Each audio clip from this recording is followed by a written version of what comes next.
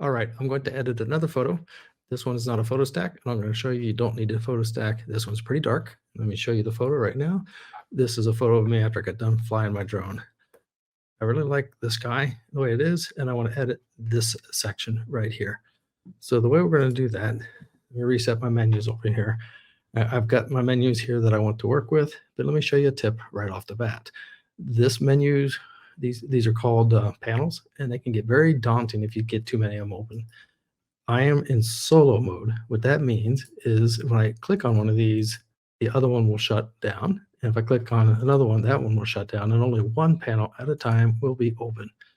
So it's kind of cool. So if you right click on the menu, if I right click on inside here, you're not going to see the menu, but you got to right click on any of the menu items to get that. You may need to collapse all before you do that so that you can get a good solo mode. All right, that said, let's edit this photo. So we need to use a mask to be able to edit this. So let's click on our mask.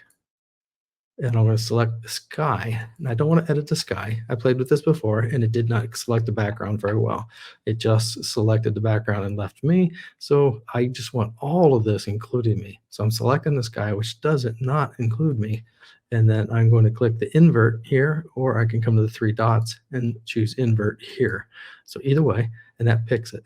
Inside this box now is where we are going to modify the exposure. When you click on it and start moving it, you'll notice that it is only editing me in the foreground. If I go too far or I don't like it, if I double click the word, it will push back to the 0 point. If I come this way, same thing, double click the word, and it will go back to the 0 point. So I do want to bring this up a little bit. And let's also bring up shadows. That'll keep some contrast in it without washing it all out. Let's do that. And it's not too bad. Let's give it some detail.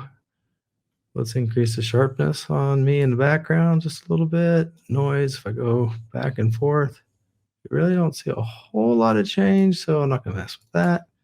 It's just the sharpness I wanted to deal with. If I look at effects, I play with this quite a bit. If you go all the way over, you can really kind of see it. And if we go all the way to the left, you can definitely see it gets softer. So I usually go up around 15 to 20 on this.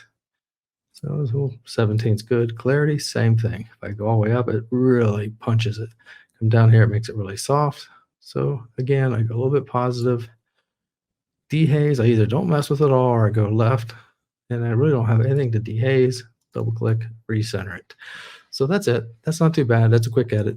The biggest thing I want to get to you is to show you the option here to go into solo mode so that you don't get overwhelmed by all the menu options down here.